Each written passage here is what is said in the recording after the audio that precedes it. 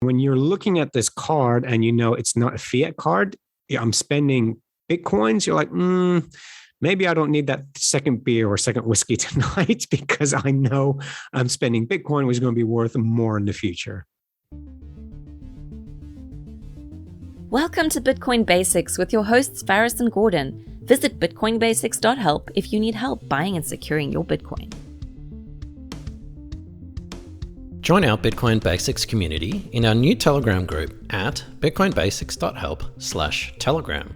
No ads, no altcoins, shitcoins, no other nonsense, only Bitcoin information, education and discussion at bitcoinbasics.help/telegram. Good morning, good afternoon, good evening, everyone. Welcome to another Bitcoin Basics podcast with your host, Gordon. That's me, and I have Faris with me as well. Before we get started, our proof recording. Today is the 9th of November. The current block height is 708,854, and the current price, Faris, is 67,570 US as we approach all-time highs. All-time highs being the block height, not the price. Although we're always at all-time block height, if you get that. Today, we're going to talk about crypto debit cards. But Faris, I guess let's get started. What is a crypto debit card? So crypto debit card basically is a card that, in essence, is actually backed by Visa or MasterCard. And what it allows you to do is spend your Bitcoins in everyday transactions by Visa.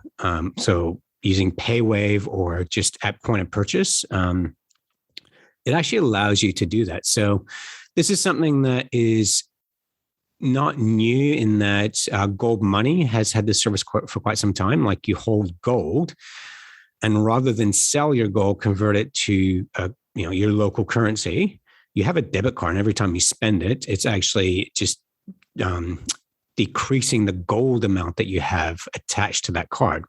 So crypto debit cards are the same thing. You might have Ethereum, Bitcoin, Ripple, whatever, and say you need to spend them on everyday purchases. Normally what you'd have to do is sell them and then send the funds into your bank account or to your credit card. So it takes a few days to a week, sometimes longer. What this is it allows you to spend your crypto directly on the spot without going through that whole process. All right, we've got many questions here, but I'll be kind and nice and say, why would you want to do this?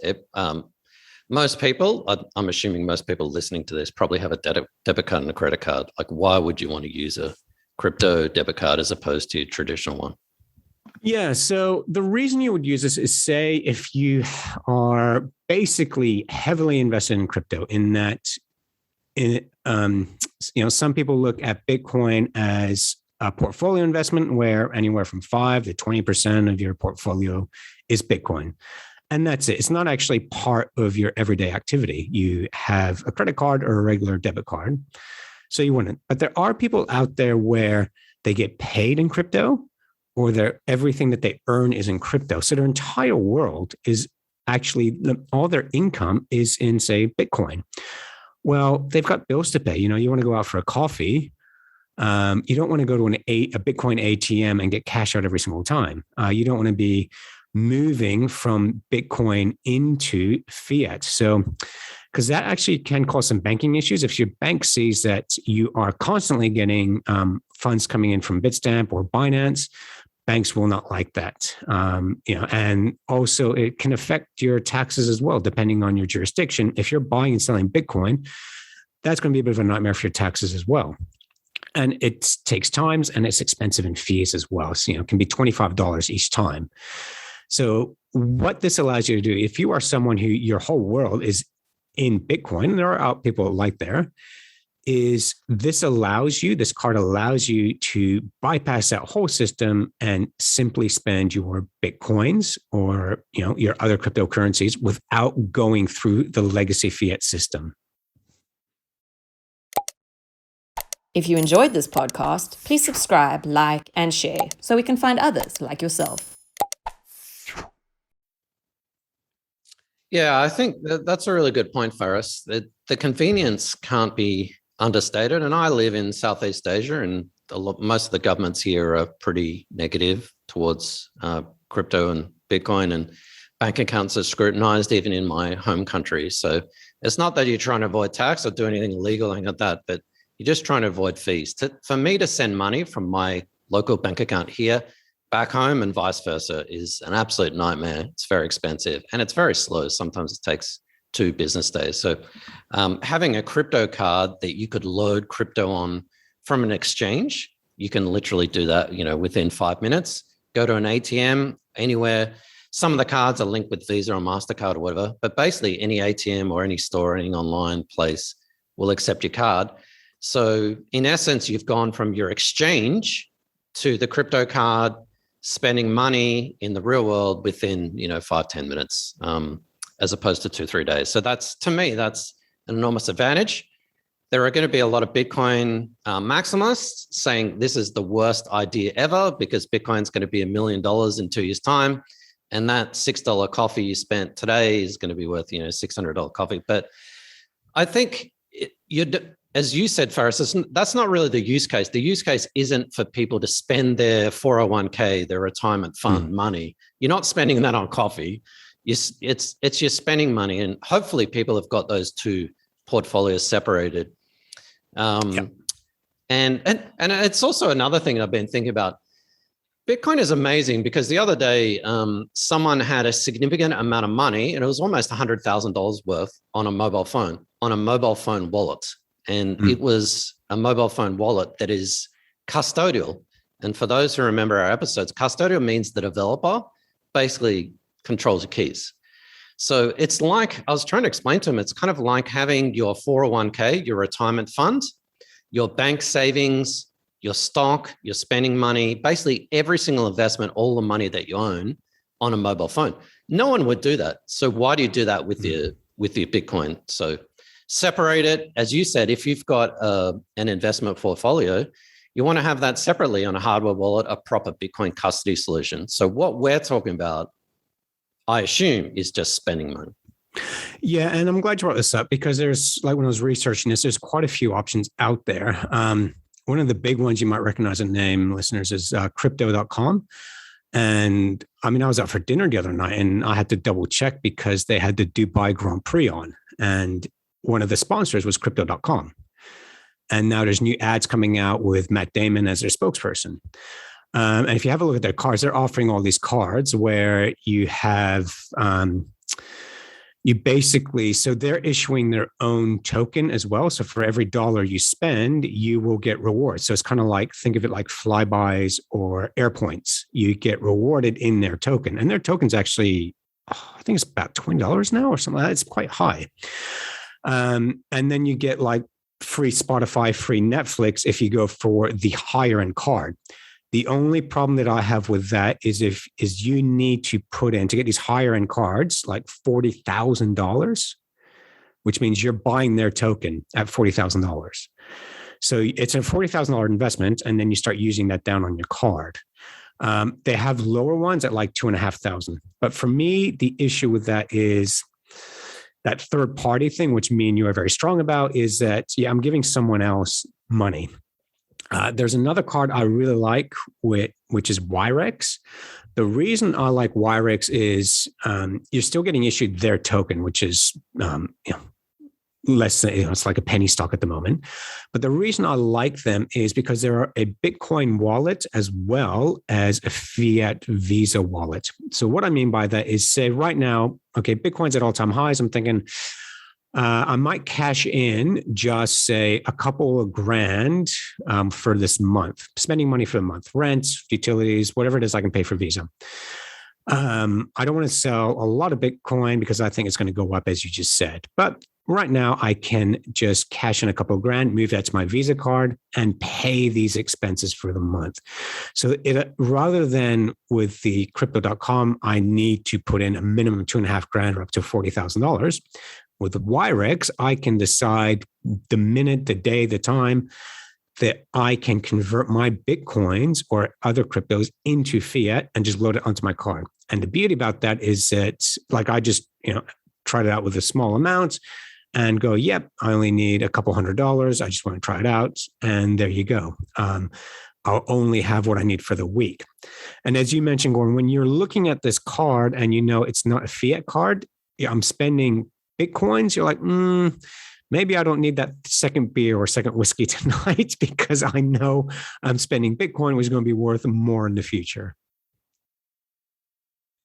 Yeah, what's the term for that? Gresham's law. Yeah, no, not spending bad money before good money, but time preference. Yeah, so basically looking at your time preference and yeah. As a quick note, the CRO token, which is the crypto.com token, is currently 38 cents. 38 cents.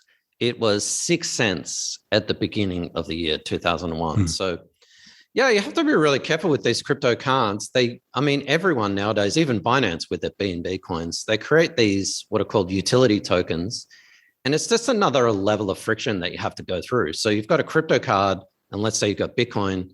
You want to load $100 worth of Bitcoin onto it, but then you've got to buy, you can't do that directly. You've got to buy CRO, and then you've got to work out the price of CRO and blah, blah, blah. And it's just another level of friction. And also, if the price of CRO is going down and you leave money on your card, then it's getting eaten away. It's just another thing to worry about. So yeah, that's my only problem with crypto debit cards. I wouldn't ever use one that had its own token attached to it. Well, this is why I like the Wirex one, because another thing that Wirex can do is you can select multiple currencies. So if you're in Southeast Asia, if you're going to Europe, you can actually select multiple currencies. So if you just had US dollar on there and you're traveling around, you're probably not getting the best exchange rate. Well, you're definitely not getting the best exchange rate, but you can sell Bitcoins into pretty much any currency out there. So if you're going to be in Europe for a while, you sell your Bitcoins into euro, and that euro is then loaded onto your card. So you don't have to worry about a currency conversion every time you use that card. So Wirex is very simple. Like, it does not have all the bells and whistles that the crypto.com card has, but just very pragmatic. And yeah, it's Bitcoin to fiat, and you do get the Wirex token as a reward, but you don't have to buy the Wirex token. And to me, it's like, okay, I'm just getting these rewards. Someday they might be worth something. Someday they're not. It's just a bonus if they are. I don't have to go out and buy them. Yeah, that's an excellent point. Getting something as a reward or a referral is fine, but yeah, don't force me to buy your token in order to get a card or whatever that. So yeah, maybe in about 6 months we'll ask you for a review. And we're no way affiliated with it. We don't even have a referral code, Faris. We didn't even think this through. How are we going to make money from this? We're not. So if you are thinking we're shilling something, well, we're not. We do have our recommendations, though, at bitcoinbasics.help. If you head across there to our, some of them are free products and services that we think are sort of the best in the industry. But before we end this episode, Faris, any other concluding thoughts about crypto debit cards and perhaps the future? Where's this all going to head? Yeah, I think it's actually really exciting because legacy banking has made it very hard for people to get into crypto, and they still are. And this is a workaround. Like we're seeing, for example, like one thing you can't do on a debit card is send funds to someone else's bank account. But Satoshi's Living Room can do that.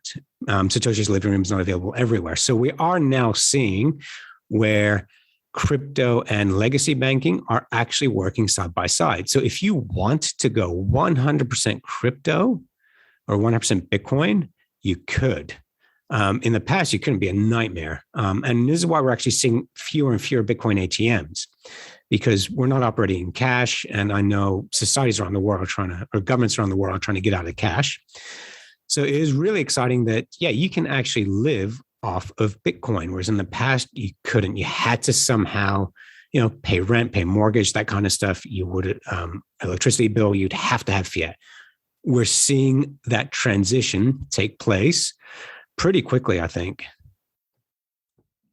Well, I'm an example as well. I've got now 2 small jobs. They're not huge, a couple $100 each sort of thing, but I'm now being paid in crypto for that, which is amazing because one, I'm getting paid in crypto and it's being paid in Bitcoin. Sorry, Faris, I mentioned a dirty word, crypto.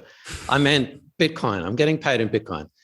And two, someone else is buying that Bitcoin for me. So I'm getting KYC, basically private Bitcoin.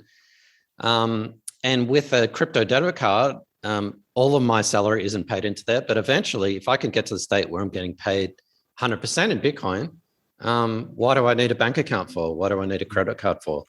Now, you could say that, well, all you're doing is replacing an exchange with a bank, a crypto debit card company with a credit card company. That's maybe true to some extent, but there's no friction there. And the difference is I can control my Bitcoin 100%. I can have it in a hardware wallet or any other kind of wallet. So that's the massive difference. You're not really just replacing one bank with another bank. You're really giving yourself self-sovereignty. But as Farah said, why the hell would you want to spend your Bitcoin or your crypto on a beer or another coffee? So maybe it's a good incentive to be thinking more long-term in terms of your Bitcoin purchases. Yep. Absolutely. Cool. Well, if you want to join the discussion, we have a new Telegram group. So head across to bitcoinbasics.help/Telegram. Or if you're into Facebook, bitcoinbasics.help/Facebook. Join us there. Ask a question. There are other people to interact with as well as Faris and myself. But if you're got a question about buying Bitcoin, storing Bitcoin, or anything Bitcoin related, head across there. And as usual, bitcoinbasics.help. If you want to ask a question for this podcast, we have a little microphone button that you can record your own question and we'll answer it. And every other resource, including our recommendations as well on the site. Thanks, Faris. That was interesting. Maybe we'll touch base with you in another 6 months to see how your new crypto credit debit card life is going. Thanks, Gordon. It's a pleasure, everyone. Thanks for listening, guys. Thanks for watching or listening. If you enjoyed this podcast, please like, subscribe, and share so we can spread this educational content to others like yourself. Visit bitcoinbasics.help. Disclaimer. Any content provided by CoinCompass is for educational and informational purposes only and is not investment, legal, tax, or any other professional advice. A qualified professional should be consulted before making any financial decisions. CoinCompass will at times recommend certain products, services, and technologies, but these are opinions based upon our own or podcast guests' experience and not endorsements. We take no liability for out-of-date or inaccurate information, software bugs, manufacturing errors, technology misuse, or issues involving third parties. Visit coincompass.com for more information and please contact us.